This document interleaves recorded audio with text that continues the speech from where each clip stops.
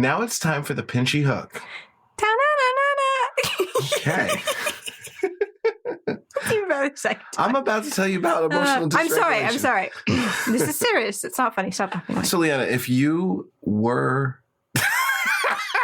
Wow, what did we just say? Hold on. Pinchy hook again.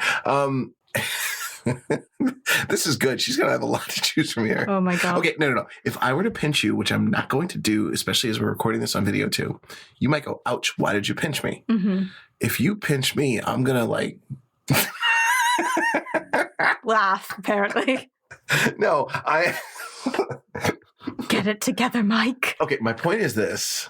My emotions are very intense. And when I feel things, I feel things. When I am angry, it takes over like the Hulk. And I almost feel like I become the emotion and just can't get out of it. So that's something that I've struggled with my whole life. And it's part of emotional dysregulation, as they call it. Running a successful business often means dealing with stress, burnout, and exhaustion. That's why prioritizing your mental health at work is one of the most important decisions you'll ever make. Hi, I'm Leanna Lee. I'm Mike Vini, and this is Bettermental. Join us as we share tools, tips, and strategies to help you build better systems for health and business growth. Ready? Let's get to work. Yeah. So, now that we've done the pinchy hook. So I guess what I learned really from the last episode is that you cannot completely control your emotions. And I'm adding that caveat in there because we're sort of talking a bit about that today. And we didn't really want to completely, again, that word, give the answer away. But the general consensus is you can't fully control them. We're going to talk about kind of the nuances of that today and kind of the difference between trying to control difficult emotions, not different emotions, but difficult, and managing mental health, kind of what that really looks like. And Mike really started us off well with emotional dysregulation and what that means for him. So can you explain that a bit more, Mike? Also, welcome to Bettermental. Oh, yeah. I'm Leanna, and this is Mike. We're trying to make things a little less formal here. a little less scripted sounding. In the 1970s, there was a television show called The Incredible Hulk that gained popularity around the United States, actually around the world. And it was starring Lou Ferrigno. And for those of you that are listening or watching that are familiar with the Hulk, his alter ego is Dr. Bruce Banner, who's a mild-mannered physicist who, when he becomes triggered, becomes this green monster that's like not really evil, but not really good, and just basically is angry. And one of the reasons I believe that the Hulk show was so successful is because everyone can identify with that at some level. You know, we all lose our temper. We all get intensely angry at points, but some of us become a Hulk for a long period of time and something very small triggers us. And for me, most of my life, I've managed to struggle with emotional dysregulation where I can't regulate my emotions. So if I'm angry, it takes over and I feel it in my body physically, turns into pain often, and I can't focus. I can't do anything else. There's no calming me down. And so that's something that I've really had to battle with for many, many years, and I still do. And it's not just anger. I mean, it could be even fear. It could be sadness, anxiety at any level, extreme panic. And sometimes I feel even two emotions at once intensely, like anger and fear. Wow. And so it's been really, really difficult for me. So many times when I was younger, I used to think that I was just one emotion, like I was angry. And, it's interesting you say that because growing up, I loved reading and watching Peter Pan. And that one of the things James Barrie talks about is how fairies are so small, they can only feel one emotion at once. And when they do, it just kind of overtakes them completely. And I remember relating to that as a kid, because when you're a kid, that's what happens. Don't kids kind of deal with, to some degree, a level of just emotional dysregulation? So am I a fairy? I was going to say, actually, you're a kid, but, that works too. No, you can tell people how you feel about me. No, it's fine. I mean, I didn't know that about fairies. Yeah, though. but also think about what you had to do to fly. You had to think happy thoughts to fly. And if you couldn't think happy thoughts, if you had sad thoughts, boom, grounded. down on the ground. You can't go anywhere. It's sort of related to all the characters as well, but it was like specifically the fairies, like the fairies and the fairy magic. You had to kind of concentrate on one emotion at once. So there's this sense of like not really being able to get past that, which is really cool, which sort of plays into... I think happy thoughts I can fly. Yeah, there you go. Many different ways of flying. I'm going to try that when I go for a walk later. See yeah, what you happens. do that. Report back and let me know how that goes. But you know, this goes into this idea that some people think you can control your feelings. And I'm going to present an argument here that I read about a lot in the law of attraction books that I read, in a lot of the spiritual stuff that I read. And I call it the woo-woo argument. And that's thoughts control your feelings. If you can control your thoughts, you can control your feelings, and your feelings control your behavior. And I want to be very honest, because a lot of people truly believe that and actually give that advice to people with mental health challenges. Yeah. Just control your thoughts, think positive. Yeah. And, you know, I want to talk, how do you feel about that? I do not feel good about that. Actually, okay, let's set aside mental health for the moment. Going back to that if-then statement, I kind of see where they're coming from. If you can control your thoughts, then you control your feelings. Sure, if, but that's the word, isn't it? I don't agree that you can actually control your thoughts. So I think you have thoughts. I think they kind of come up without you really sort of bringing them into existence. And then you can manage them from there. Maybe you can change them. Perhaps you can even manipulate them. But people don't exist in like a vacuum where we have just a completely neutral baseline. You have to start with something. You know, if you're creating a thought, then you're just kind of, you're acting, really. It's like crying on cue. Yeah, exactly. It's artificial. I mean, it might come from a place where you're like, oh, I'm thinking back to when I was sad, and then you know that you allow that feeling to wash over you. But you couldn't have created the situation in which you felt sad in the first place. You know what I mean?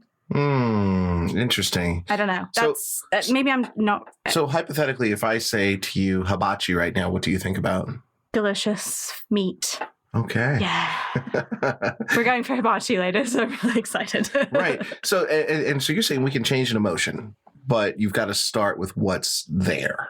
I think you can work with it, but you cannot create it. You cannot fully control it. You can kind of direct it, maybe. Okay. Yeah. You know, what's interesting is I somewhat agree with you, but somewhat disagree, because to a certain extent, let's just say we were talking about this, I think, the other day. If I started my day and I spilled some coffee on myself, right? And I had a big meeting that I had to be on Zoom and focused, I could easily say, okay, Mike, think positive here. This happened. It's kind of funny. It was on your white jeans. Okay, we're gonna get these bleached, and we'll just quickly change clothes and just keep going. Okay. I'll stop you right there. But so you talked yourself through this. You said, Mike, you know, this and that. What happened? What were you reacting to after the coffee spilled? What was the first thing that happened? What was the first emotion that came up? Did the coffee spill and then you were like, oh, it's fine? Or did the coffee spill and then you had a moment of frustration or anger and then you said, Mike, it's fine. This is actually funny. We can work with this. Well, if it's coffee spilling on me, I probably went, ouch. Yeah. Okay. Or pain. Yes. There we go. I probably went, ouch, you know? So I think for the majority of people, something will happen. They'll have a feeling about it. And then from there, they'll be like, okay, this is a healthy feeling. I'm just kind of go with it. Or this is an unhealthy feeling. I'm either going to go with it because I'm not really good with unhealthy feelings, or I'm going to try and direct it to a healthier place. Right. But there's the opposite side of the equation where, let's just say that coffee spills again. Think about that same scenario. Something happened to me in childhood with coffee that was really traumatic. I might feel some intense anger, sadness, overwhelm, and not be able to focus for the rest of the day. Yeah, well, that's where you're getting into like serious mental health stuff, which is kind of bringing us back to the whole, your argument about controlling thoughts and feelings. And I think that's so dangerous when it comes to serious mental health concerns, because I can't tell you the number of times people have talked to me about depression and given me advice. And it's been like, oh, you should get outside more, you know, think happy thoughts. You should. And by the way, James Perry dealt with a lot of depression. So there's a whole lesson in there, but it's unhelpful because it doesn't kind of like, okay, and stop me if I'm saying something wrong here, but I think mental health, to some extent, if you have chronic, serious mental health issues, you're sort of dealing with a level of emotional dysregulation. Maybe not to the same extent that it can be called that, but that kind of falls into the range of, because like with PTSD, you get the fight or flight syndrome. So I'm going to feel things like anger, fear, anxiety, like bigger than a lot of people who face the same situations because there's trauma attached. With emotional dysregulation, it doesn't sound like there's trauma attached. Well, there could be. There could be. Yeah, okay. So it can be very interlinked. It can be very interlinked. And also, but what's interesting about this when it comes to mental health, you've got people who don't, emotions aren't really the challenge. It's maybe their thoughts. You take something like schizophrenia where you've got, multiple voices talking to you at the same time. That can get very confusing. That of course can bring in emotions to it if you have multiple thoughts. But I guess emotions are a part of the mental health journey. It brings up a kind of interesting argument though, like what comes first, sort of a chicken or the egg, like what comes first, the emotion or the thought? Well, in the law of attraction world, which I'm not knocking, I actually read a lot of law of attraction books. I believe in the law of attraction. There's good stuff there, really. The thing is, people say it starts with your thoughts. That's what that says. And I think it's important to acknowledge that in certain situations that might be true, but not all the time. That's where it gets dangerous. I'd say even not most of the time, especially since we're talking specifically about serious mental health issues here. Most of the time, that is not the case. And I also think you're really running into the danger of confusing emotions with conditions. Tell me about that. So like sadness, that's an emotion. That's something we feel. It comes up, not usually an emotion you're just creating out of nowhere or that just comes up out of nowhere. It's usually a reaction to a situation. Depression is not an emotion. It's a condition. You can feel sad as part of your depression. You can feel, we were just having this talk yesterday, you can feel happy and be depressed. You can, a condition is, I think it can overtake certain emotions to the sense that, I'm often apathetic when I'm depressed. So it can kind of stamp out certain emotions, but it coexists with emotions. Right. And depression has multiple symptoms. Yeah. There's a great definition of it on the National Institute of Health's website, which we will be sure to add to the notes. And sometimes people say things like, I'm so bipolar today, or, oh my God, that's just my OCD. And I'm so depressed right now. Yeah. I want to just point out something there, that if you're saying things like that, which sometimes, again, we hear people say and we think it's innocent, you never know who is nearby that might be battling with bipolar disorder. And to them, that's not something you just lightly throw around because your mood is one thing and then something else. And that's just how you are just this particular day.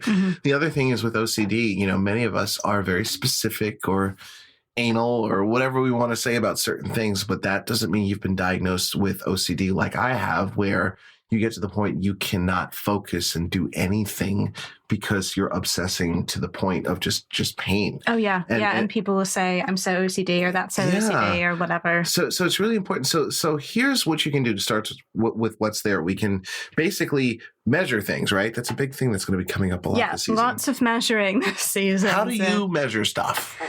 Okay, so when it comes to emotions and mental health, so my baseline is anxiety, right? So generally speaking, I start with, and anxiety can be very, very physical. So I tend to start with a pain kind of in the stomach, abdomen area, sometimes higher, kind of in the chest area where I'm like struggling to breathe perhaps. But generally it's more like in the gut section. So I call what I do gut checks. And we actually covered this a bit last season. I think it was the mini series about stress management for business owners. So check that out. But gut checks. So what I do when I'm kind of feeling this way, sometimes it's nausea, sometimes it's just pain, like a stabbing pain or an ache. Or sometimes I'm just really, jittery and I'm not sure why, because anxiety kind of, again, sort of exists free of really specific emotions. And if you deal with anxiety on a regular basis, you often have to like track it back to a certain situation or feeling. Because again, anxiety is you can feel anxious, but it's not an emotion. It's it's a symptom of a condition. So I try to ask myself questions, and usually I'm literally asking my body, is it this? Is it that? I'm using keywords like, is it work? Is it my relationship? Is it travel? Is it, so I start off with the big word, like umbrella words, basically. And then usually I get kind of a little blip in my gut because my body's acknowledging that the stress is sort of coming from there. And then I'll kind of dig a bit deeper and ask more specific questions. So if it's work, it could be a project, it could be a client, it could be a deadline, it could be all this stuff. And I think you do something similar with questions, but yours are more targeted, I think, more specific. Yeah, and a big shout out. We're talking a lot about the body here and the emotions. Big shout out to the book, The Body Keeps the Score by Bessel van der Kolk, that really talks about how we store emotions in our body and how to work with the physical body to deal with trauma that you've experienced or emotions in general. And again, we'll put a link to that in the show notes so you have it. 3 questions that I recommend asking yourself throughout the day. I call it my little check-in. You can do it whenever, no matter how busy you are. What am I feeling? Where is it located? And what do I need right now? And you can do this while you're in the middle of a meeting, even just quickly asking yourself, what am I feeling? Where is it located? What do I need right now? So I wanted to try something with you I think we've never done before. Can we actually do a check-in with each other right now with those 3 questions? Sure. So you want to go first? Okay. So what am I feeling? Where is it located? And what do I need right now? Okay, what am I feeling? I'm feeling slightly nervous because I'm recording right now, sort of like on, if that makes sense. So there's a bit of adrenaline, there's a bit of nervousness, kind of like stage fright, but good. Where is it located? Ooh, I would say I've got a bit in the gut. Yeah, there's a little bit of something going on there. Slight bit of pain, I would say, almost like a pressure. And what do I need right now? Is that the third one? What do I need right now? I need Mike to continue to be the best co-host ever. Okay. That's how I'm getting out of that one. I like that. I like that. Okay. So for me, what am I feeling? I'm feeling a little nervous too. I'm feeling a little bit of anxiety. I'll be honest with you. It's actually around this recorder that we have going here because it's not making the sound that it did last time. And I'm waiting for that hissing sound to come in. Thing to happen. Yeah. I'm totally going to jinx it now. Right. And I'm feeling anxious. And also we got to record a show and I'm on like you. I'm feeling in my gut, top right of my stomach. Oh, very specific. Yeah. So, and by the way, can I just interrupt myself and say this? Locating in the body is not just general area. Like actually taking your finger and trying to point to it can really just help you hone in. And actually, if you put your finger on where the emotion is and actually focus on feeling it, you really get to connect with it in that moment. Interesting. It's pretty powerful. I was going to ask you about how location helps. Yeah. Because I've really only been taught basic areas of the body as a means of communication rather than actually as a, I don't know, as kind of, it almost sounds like acupuncture in a way. Sounds like acupuncture. Here we go. Pressure point. But it's self-awareness. And what do I need right now? I need to make sure we just get through this episode. Yeah. All right, let's go. So there was our check-in. And let's talk about Western societies. Well, what can you tell us about those? Yeah, okay. So the reason I wanted to bring that up is we have this problem with control. Well, I think most cultures kind of struggle with control to a certain extent. But I think us specifically, I can only really speak to us because that's my experience. I think I talked about kids and how as kids we tend to feel like we have one big feeling and that's it. And we're crying and screaming and kicking things or we fell down and it's really painful and it's all we can do that moment. And really early on, parents try to get kids to control their emotions, right? Boys can't cry, girls shouldn't get mad, basically. But I feel like that happens mostly in public, maybe when there's public tantrums, public fights, public outbursts, and they just don't they're embarrassed. They're embarrassed, they're upset. They don't really want people to see their kids having a meltdown, even though it's the most natural thing in the world, really. Especially if you're on a sugar high or something. Now, this isn't Western society, to be fair. This is an Eastern society, kind of Korean example. But I'm a huge K-drama fan. And one of the funniest tropes in K-dramas is the heroine who it's not super funny, I guess, but I find it funny, is she just starts sobbing in the street and collapsing. And it's kind of an embarrassing, you're supposed to feel kind of embarrassment for her a bit. You're supposed to enter into it and feel sympathy for her. But there's usually a hero or a friend or even a stranger who's like, get up, stop crying, it's so embarrassing. Or, it's just a really emotional moment and you're like, do people really do that? I don't know. But it's just funny because it sort of shows you how uncomfortable we are with feeling big feelings in front of people without some sort of guard on that. So my question is, why do we want to control emotions? Why is it such a taboo thing? Why do we need children to learn that? I get it from a development perspective, I guess, but as we grow up, why do we then become so bad at feeling emotions? Because I feel like it's sort of it doesn't do us any service, honestly. Well, I want to say this to everyone listening and watching here. Emotions are messy. They're messy. True. They're confusing. They're frustrating. They don't make sense. And they can force us to face some difficult things that we don't want to face. It brings up ugly stuff. Yeah. And we just don't like that. We get very uncomfortable with that. It's almost like it's like a threat to our personal safety to an extent. And so maybe it's just this struggle to be that self-aware, to want, we don't really want to know ourselves that well. Yeah. We're not that comfortable with ourselves because there just doesn't seem to be any goal or result we're looking for. It's just tamp it down, don't feel it, don't let people see it. Well, we'll get out of the discomfort. Get out of the discomfort. Yeah. Just stop whatever this is. We don't like it. Moving on. Moving on. And that's kind of the problem, is that I think we often mistake control for restraining or suppressing emotion or repressing emotion, which isn't healthy. You're stuffing it, you're putting it away, you're ignoring it.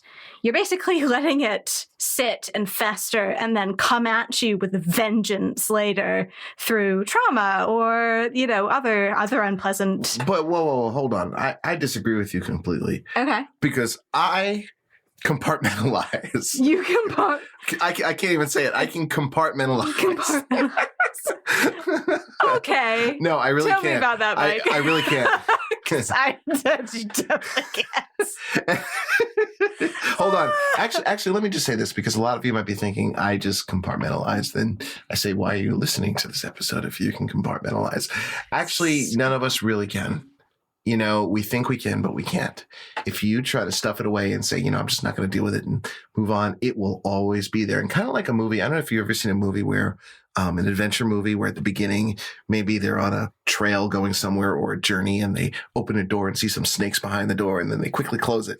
And everyone knows throughout the rest of the movie that the snakes are behind the door. And usually at the end, the snakes come out and get everybody or something like that. That's how stuffing emotions works. You cannot compartmentalize. But also, let me just say this. Sometimes you need to put on your game face. Go back to the coffee spilling on me in the morning. I got that meeting. It's a very important meeting. I'm going to have to suck it up, maybe whine about my burn and deal with my pants later and just get on the meeting and say, hey. But see, I don't see that as control. I actually see that as management. Oh. Yeah. So for me, control is that, and maybe I shouldn't have said mistaking control. I think actually control is restraining and tamping down and all that stuff.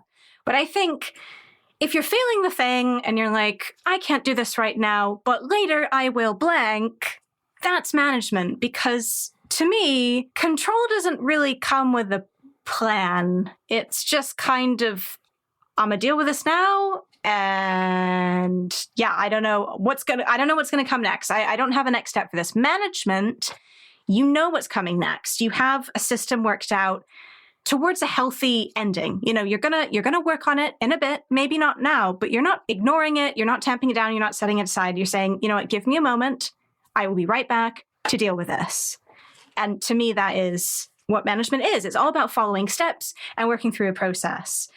And the thing with managing emotions is that it exists on a spectrum. It looks different for everybody. And it requires a level of self-awareness that I don't think many of us have, or at least I think many of us think we have, but don't. And I will qualify that by saying it's also a lifelong process, both managing emotions and self-awareness. And that's something that I'm continually working on and am kind of more good and less good at, depending, like, at different times of my life. So when people are kind of struggling with their emotions, like what can we give them? What should they be doing? So there are some questions I think you should ask yourself when you are dealing with your emotions, especially around others at work. Am I expressing or am I dumping? Expressing emotions is one thing, but if you are just putting it all on someone for an extended amount of time or constantly venting at someone, that's like using them as a punching bag. We don't want to do that. It's important to learn to express them in a healthy way and even get to the point where you can feel big emotions, but talk in a regular voice. That's something I'm trying to work on. Another question is it the right time and place? So let's go back to that meeting that I'm supposed to be on in the morning and I'm angry at the whole coffee thing. It's probably not the time or place to... Just make sure that you're not dealing with terrible burns. Yes. Clean the counter, maybe, and then, next step. Yes, client, I'd love to work with you. And here's the thing. If it's not the right time and place, when is the right time and place? And that's just important to think about. There's no right or wrong in any of this. It's all about gaining more awareness. So once you've asked those questions, I think it really comes back to having that plan that we talked about. Like, control doesn't have a plan. Management does. So then thinking about it in a business context, because, right, we're talking about mental health and business, you have to learn to manage these emotions, these difficult emotions, and to some extent the mental health in the workplace, whether that's your office, whether that's someone else's office, at home, in a cafe, wherever that space may be. You have to kind of have a plan in place. So I think the key phrase here is emotional intelligence. Oh, yes. Emotional intelligence. This is a term that we're hearing a lot of lately. And basically, it's the ability to understand, use, and manage your own emotions in positive ways to relieve stress, communicate effectively, empathize with others, overcome challenges, diffuse conflict, and other things. And it's important to develop your own emotional awareness as a part of emotional intelligence. So this is not just about mental health and business. This is about leadership skills that you're developing too. So it's very, very important. And again, think about the difference between control and management. And a lot of that is really asking yourself, like, what does management look like for you? What tools do you need to put in place to better manage your own emotions? And, just take what you've learned from this episode. And we actually have... Start here. Yeah, start here. Actually, you know what? Share this episode with everyone you know. That's a great way to get started. Yeah, if you have a team, share it with them. Get anyone who's got emotional problems. True. No, and there is it's a great point is to talk to a therapist and a mentor about this. We have a whole series, don't we, on therapy? Yes, we have a whole series. I think it's still available on our website. It was part of our older version of the podcast, MXV. But it's still available on our website on the episodes page. So take a look at that. It's a 3-part series about how to find, work with, and pay for therapy as a freelancer or small business owner, whether you have health insurance or not. Or not. So I think that's about all we have time for today, really. But I hope you took something from this episode. For the next episode, we have another mini-series about getting control of your business. So we've talked about things in previous episodes, things you can't control, external circumstances, most of your emotions, things you can control, your business. So we're going to be talking about that. And the next episode, we're going to be starting our mini-series with time management, which we're also going to cover clients and finances. And for me, those are the big 3 issues that I deal with when trying to control my business. So hopefully you'll gain something from that. Yeah. So thank you. Going to get interesting. So much for joining. We didn't talk this part through. Sorry about that. No. Hold on. Wait. I'm also coming out with some courses. Oh, yes, that's right. Tell us about that. You don't want them to hear about my courses. I'm sorry. That's affecting my emotions right now. Cock-block you what there. am I feeling? Cock block. Oh, shoot. I actually said that. No, that's not an emotion. I said it first. we really enjoy working together. Now, I have some courses coming up around difficult emotions, and you'll hear more about that in the future. But yes, we are done. That'll be available. It'll make you famous. It'll be available on Open Sesame. Oh, yes. It'll be definitely available on opensesame.com. You can find all my courses there actually right now. And possibly on the Bettermental website too. We're still figuring out. We got some stuff coming that we're not going to talk about yet. But all right, thank you so much, everyone. Thank you. And go deal with your emotions. Yes. See you next time. Bye. Thanks for listening. You can learn more about the resources we mentioned or connect with special guests by checking out today's show notes at bettermental.fm. And if you liked this episode, keep in touch by following us on your favorite podcast app. In the meantime, we'd love to hear what you think about the show. So DM or mention us on Twitter at BettermentalFM. Thanks again, and see you next time.